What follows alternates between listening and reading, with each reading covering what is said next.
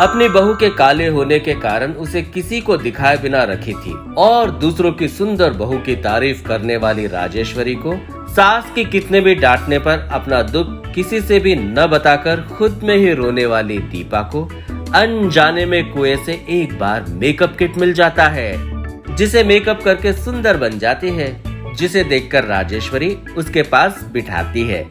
ये सब हम लोगों ने पिछले वीडियो में देखा था।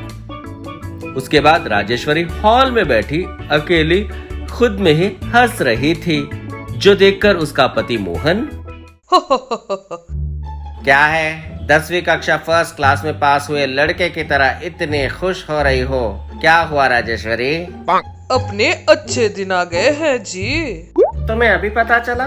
परसों जब मैं मंदिर गया था तब पंडित जी ने तभी बता दिया था कि रविवार के बाद से बुरे दिन खत्म हो जाएंगे और अच्छे दिन शुरू होंगे। मैं बुरे दिनों की बात नहीं कर रही। तो फिर? इतने दिनों से मेरी बहू काली है सोचकर उसे बहुत दुख दिया है मैंने, पर अब कितनी सुंदर बन गई है पता है क्या? उसकी सुंदरता देखकर मुझे ही ईर्ष्या हो रही है, इतनी खूबसूरत है। अच्छा, बहू की सुंदरता को देखकर खुश हो रही हो? हाँ, मुझे कैसे लग रहा है आपको पता है क्या? बेटे की शादी वैसे भी हम लोगों ने नहीं की ना जी। अब पूरे गांव को बुलाकर बड़ा सा फंक्शन रखकर अपनी बहू को सभी से मिलाना चाहती हूँ क्या? ऐसा ही करते हैं, सभी को बुलाकर ग्रैंड पार्टी रखकर अपनी बहू को सभी से मिलवाऊंगी। बोल रही थी कि इतने में बाहर से राजेश्वरी के भाई की बेटी हारती अंदर आते हुए ऐसा कहती है। क्यों आंटी, किसी को मिलाऊंगी कहते हुए बहुत खुश हो रही हो? कहती है। उतने में दरवाजे के पास खड़े दोनों हारती को देखकर, अरे आरती तुम आओ। क्यों आंटी, बहुत खुश दिखाई दे रही हो? आपके छोटे बेटे का रिश्ता पक्का हो गया है क्या? नहीं, अपने बड़े बेटे की ही दोबारा शादी करने की सोच रही हूँ। बोलते ही हारती आनंद से, मतलब वह काली घर से चली गई क्या? काली? कौन काली? अभी मेरी बहू मिस इंडिया जितनी सुंदर है। बोलती है। उसकी बात सुनते ही हारती शॉक हो जाती है। उतने में दीपा अपने सास ससुर के लिए चाय बनाकर लाती है। सासू माँ, चाय। तुम क्यों बेटी ये सारे काम कर रही हो? अरे कोई बात नहीं सासू माँ, अपना ही तो काम है। तुम्हें मेरी बहू की तरह सभी से परिचय करवाने का समय आ गया है, इसलिए ग्रैंड रिसेप्शन का इंतजाम करके तुम्हें मेरी बहू की जगह पर सभी से मिलवाऊंगी। अभी ये सब किस लिए सासू माँ? वैसे भी बाहर दिन ठीक नहीं है। दिन चाहे जैसे भी हो, मेरी खुशी को तो सभी के साथ जरूर बांटूंगी। तुम मुझे कुछ मत बताओ, मैं कल रात को ही रिसेप्शन पार्टी रख रही हूँ, सभी को बुलाऊंगी बस। आपकी मर्जी सासू माँ। हाँ, ये हुई ना मेरी बहू वाली बात। जाओ जाकर बाबू को भी ये बात बताओ। ठीक है। बोलकर वहाँ से चली जाती है। उसके जाते ही हारती हैरान होकर, सासू माँ, वो दीपा ही है क्या? वो ऐसी क्यों है? मेकअप लगाया है क्या? हाँ, मेकअप लगाया है, पर अभी वो मेकअप भी नहीं है। क्या मतलब? मतलब ये मेरी बांची।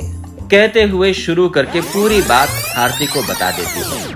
पूरी बात सुनकर हारती, मतलब मेकअप किट लगाने के बाद आज तक जो नहीं था, उस खूबसूरती को पाकर आपके बेटे को मुझसे छीन लिया? मतलब मैं ऐसा नहीं होने दूंगी। किसी भी तरह उस मेकअप किट को उसके पास से चुरा लूंगी, तब वो फिर से काली हो जाएगी। मन में सोचते हुए वैसे खड़ी रहती है, जो देखकर राजेश्वरी, अरे ऐसी क्यों खड़ी हो? जाओ जाकर रिसेप्शन की काम खुद पास रहकर संभालो, ठीक है ना? हाँ, जरूर आंटी। कहती है। वहाँ से अपने कमरे में आकर, कैसे उस डब्बे को चुराऊं? हाँ, उसके घर में ना होने का समय देखकर तब उसके कमरे में जाकर उस डब्बे को चुरा लूंगी। फिर भी वो कहाँ जाएगी, बुद्धू शक्ल वाली, जब देखो घर में ही रहती है ना। हाँ, एक काम करती हूँ, जब वो सो रही होगी तब जाकर चुरा लूंगी। अंधेरे में कोई पहचान भी नहीं पाएगा। हाँ, ऐसा ही करती हूँ। सोचती है। और जैसा उसने सोचा था उस दिन रात तक का इंतजार करके अंधेरे में चोर की तरह जाकर उस मैजिकल मेकअप किट को लेकर अपने कमरे में वापस आ जाती है। सुबह उठकर दीपा आईने के सामने रखे हुए मेकअप किट पर नजर डालती है जो वहाँ नहीं था। तब हैरान होकर, अरे मेकअप किट कहाँ गया? मुझे मेकअप पाउडर लगाना था, यहीं पर तो होना चाहिए था। बोलते हुए आकर आईने में देखती है। देखकर हैरान हो जाती है। मेकअप किट से खूबसूरती पूरी सी चली गई थी और वो पहले की तरह काली हो गई थी, जो देखकर दीपा फिर से शॉक हो जाती है। अरे अब क्या करूं मैं? सासू माँ ने तो रिसेप्शन रखकर मुझे सबसे मिलाने का प्लान बनाया है। अब उन्होंने मुझे ऐसे देख लिया तो फिर से पुराने दिन आ जाएंगे। हे भगवान, अब मैं क्या करूं? सोचते हुए रो रही थी। चुपकर हारती ये सब देख रही थी। रो और रो। बचपन से ही मैं तुम्हारे पति से शादी करना चाहती थी। बीच में तुम्हारे आने पर मैं कैसे छोड़ दूंगी? आज रिसेप्शन नहीं होगा, मेरी और तुम्हारे पति की शादी होगी। सोचते हुए अपने कमरे में आकर मेकअप बॉक्स को देखते हुए, उस काली कलूटी के लगाने पर वो मिस इंडिया बन गई है। आंटी ने कहा था अगर मैं इसे लगाऊंगी तो मुझे शायद मिस वर्ल्ड कहेंगे वो। आज पार्टी के लिए मेकअप किट से मेकअप करना ही होगा। सोच रही थी और इधर दीपा फिर से कुएं के पास आकर दोनों हाथ उठाकर कुएं को प्रणाम करते हुए, माँ, गंगा माँ, मैजिकल मेकअप पाउडर से मेरी मुश्किलों को दूर कर दिया। सोचा था उसे घुमाकर फिर से मेरी सारी मुश्किलें वापस कर दी तुमने। माँ, गंगा माँ, इस चेहरे को लेकर अपनी सास के सामने जाऊंगी तो वो फिर से कभी भी जिंदगी में मुझे अपने पास नहीं आने देगी। तुम्हें ही मुझे बचाना होगा माँ। कहते हुए उस कुएं में बाल्टी डालकर वापस खींचती है। इस बार उस बाल्टी में एक पाउडर का डब्बा आया, जो देखकर दीपा, माँ, मेरी प्रार्थना सुन ली तुमने माँ? कहते हुए उसको वो प्रणाम करके वहां से घर में चली जाती है। रात हो जाती है। राजेश्वरी रिसेप्शन पूरी तैयारी कर चुकी थी। राजेश्वरी की दोस्त कमला आकर, क्यों रे, परसों जब घर आई थी तो बताया ही नहीं कि रिसेप्शन होगा? कल दोपहर तक तो मुझे भी नहीं पता था। क्या? कुछ नहीं, जाकर बैठो। कहते हुए वहां से उसका स्वागत करती है। आए हुए सभी लोगों का स्वागत करके जाकर अपनी बहू को बुलाती है। दीपा आईने के सामने खड़ी होकर पाउडर का डब्बा पकड़कर, हाँ सासू माँ, आ रही हूँ, बस 2 मिनट, बोलकर उस डब्बे में से पाउडर निकालकर अपने चेहरे पर लगाकर आईने में अपना चेहरा देखती है। बस हैरान हो जाती है। पहले से भी और ज्यादा खूबसूरत बन गई थी वो। इस सुंदरता को देने वाली गंगा माँ को प्रणाम करके वहां से अपनी सास के पास आती है। दीपा की खूबसूरती को देखकर राजेश्वरी बहुत खुश हो जाती है। दीपा को सभी से मिलवा रही थी, जो देखकर हारती, तुम्हारी खूबसूरती क्या है अभी देखना है। उस मैजिकल मेकअप किट से मेकअप करके आती हूँ, तब सभी लोगों की नजरें मुझ पर ही होंगी और आंटी आकर तुम ही मेरी बहू बनोगी कहेंगे, देखना तुम। सोचते हुए अपने कमरे में जाती है। जाकर मैजिकल मेकअप किट से तैयार होकर बाहर आती है। हारती को देखकर सभी लोग जोर जोर से हंसने लगते हैं और कुछ लोग तो उससे दूर दौड़ने लगते हैं। राजेश्वरी आकर, अरे कौन हो तुम? किसने बुलाया तुम्हें यहाँ पर? आंटी, मैं हूँ आरती, मुझे पहचाना नहीं क्या? आरती? मेरी बांझी आरती हो? मेरी आरती कैसी लगती है पता है तुम्हें? दिए की तरह जलती हुई दिखाई देती है और तुम उसके कालिप को साल भर मुंह पर लगा कर आई हो ऐसा लग रही हो, कहती है। उसकी बात सुनकर हाथी शॉक हो जाती है। तुरंत फोन निकालकर कैमरा में अपना चेहरा देखकर हैरान हो जाती है। एक गांव में शिवा और सुंदरी नाम के पति पत्नी रहते थे। उनके रमैया और राजू नाम के 2 बच्चे थे। शिवा का बहुत गरीब परिवार था। हर रोज आज की बस्ती में मजदूरी करने जाता और शाम को घर वापस लौटकर आता था। उसकी कमाई काफी नहीं हो पा रही थी, इसलिए सुंदरी भी उसी बस्ती में अमीर लोगों के घर काम करती थी। दिन गुजरते जा रहे थे। एक दिन शिवा की बेटी रमैया अपने पिता से, पिताजी पिताजी, मेरे लिए एक झूला बांध दो ना। झूला? झूला कहाँ पर बांधू बेटी? वो देखो, अपने घर के सामने वाले पेड़ पर बांधो पिताजी। अच्छा ठीक है, अपनी माँ के पास से उसकी एक पुरानी साड़ी मांग कर ले आओ, अभी बांध देता हूँ। हाँ ठीक है पिताजी। बोलते हुए अपनी माँ के पास आती है। माँ माँ, अगर तुम्हारी कोई पुरानी साड़ी हो तो मुझे दे दो ना, पिताजी मेरे लिए झूला बांध रहे हैं। शाम को मैं काम पर जाऊंगी ना, वहाँ मालकिन से पूछकर ले आऊंगी, ठीक है? जी माँ। अच्छा, पिताजी कहाँ हैं? घर के सामने ही है माँ। अच्छा ठीक है, जाओ, जाकर तुम भाई के साथ खेलो, जाओ। बोलकर सुंदरी वहाँ से अपने पति के पास आकर दुखी होकर खड़ी देख रही थी, जो देखकर शिवा, क्या हुआ? पता नहीं जी, जैसे जैसे दिन गुजरते जा रहे हैं मेरा डर भी बढ़ता जा रहा है। डर? किस बात का? कल मैं जहाँ काम पर गई थी ना, वहाँ मैंने टीवी में खबर देखी, कोई महामारी बीमारी है, वो सभी को होकर सभी के प्राण निकाल रही है। अच्छा। हाँ, सांस ना ले पाकर चिड़िया की तरह तड़प तड़प के मर रहे हैं लोग। तुम हर रोज बस्ती में जाते हो ना, जरा ध्यान रखना अपना, वो एक दूसरे को हो जाता है। मास्क हमेशा पहने रखना तुम। कुछ नहीं होगा, मैं ध्यान रखूंगा। जी, एक सैनिटाइजर भी खरीद लेना और बार बार अपने हाथ साबुन से धोते रहना। हम ये सब नहीं खरीद सकते, पर मैं ध्यान से रहूंगा। तुम लोग ज्यादा ध्यान से रहना, बच्चों का ख्याल रखना, ठीक है ना? बोलकर बाहर से काम पर आ जाता है। वहाँ का एक मिल्ली नाम का दोस्त आकर मिल्ली खांसते हुए, अरे शिवा, जाकर चाय पी कर आते हैं, चलो। बोलते हुए खांसता जा रहा था। क्या हुआ, इतना खांस क्यों रहे हो? कुछ दिनों से खांसी आ रही है, खांसी की दवाई पीने पर भी काम नहीं हो रहा। अच्छा होता अगर डॉक्टर के पास जाते तो। कहते हुए चाय पीकर वहां से चला जाता है। 4 दिन गुजर जाते हैं। शिवा घर के सामने वाले पेड़ पर अपनी बेटी के लिए झूला बांध रहा था। इतने में उसकी पत्नी आकर, क्यों जी, थके हुए लग रहे हो? लगता है बुखार है। अच्छा, अस्पताल चले क्या?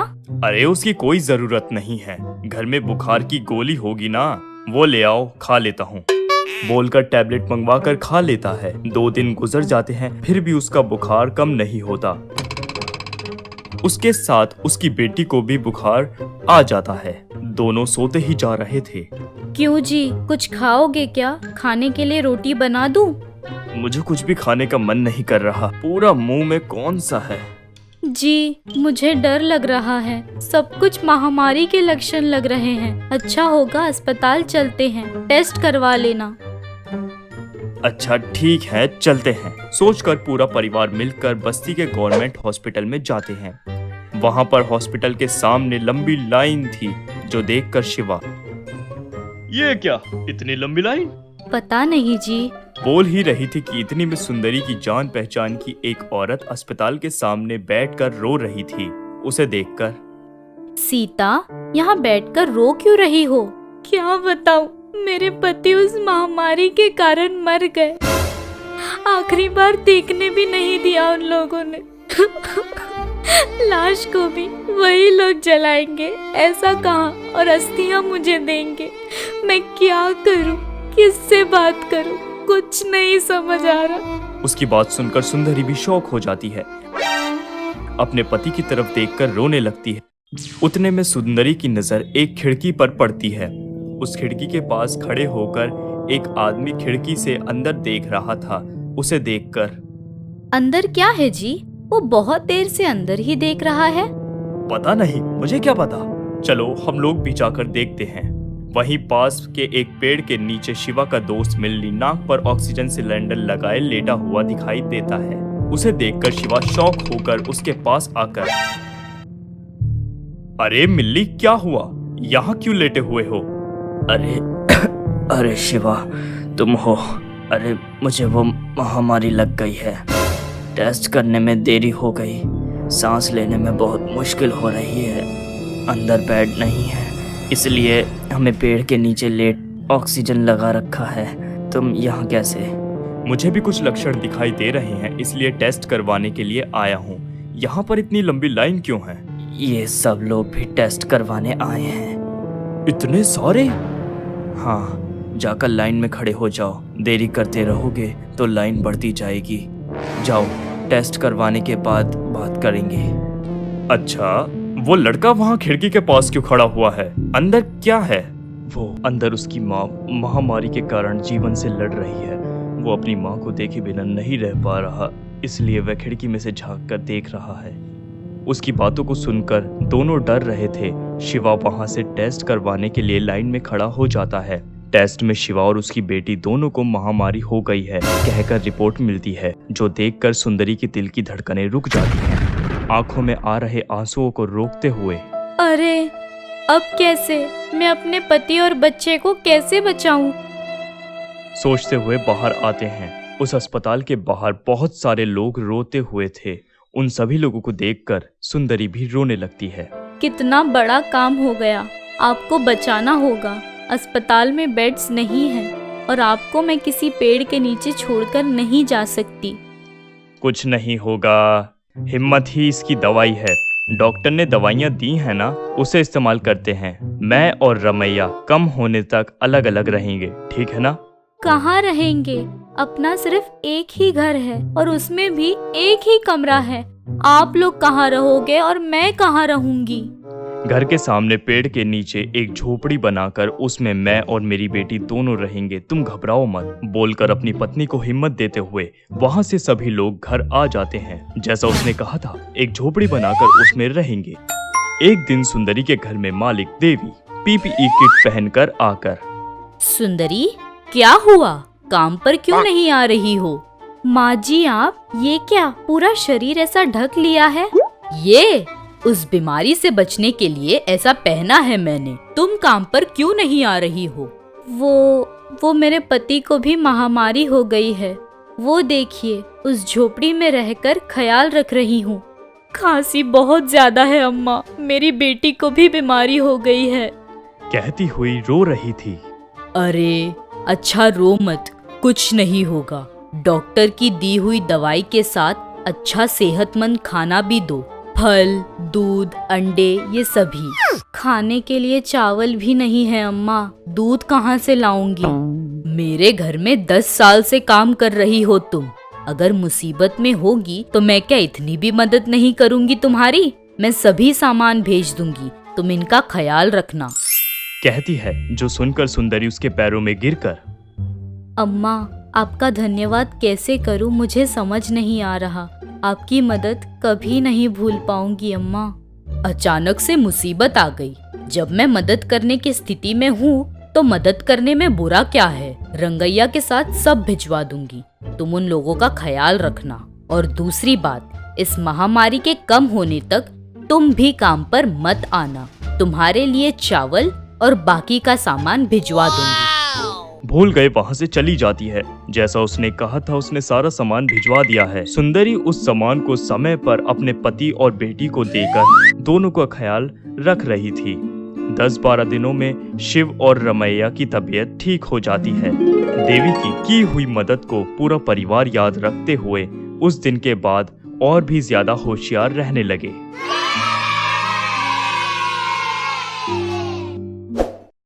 ये एपिसोड भी आपको पसंद आया ना? फिर देर किस बात की? अभी हमारे चैनल को सब्सक्राइब कीजिए, घंटी भी जरूर बजाइएगा। इस एपिसोड में आपको जो अच्छा लगा नीचे कमेंट में लिखिए। आप लोगों के मुंह से आहा कहलवाने वाले और भी वीडियोस के लिए देखते ही रहिएगा आहा टीवी।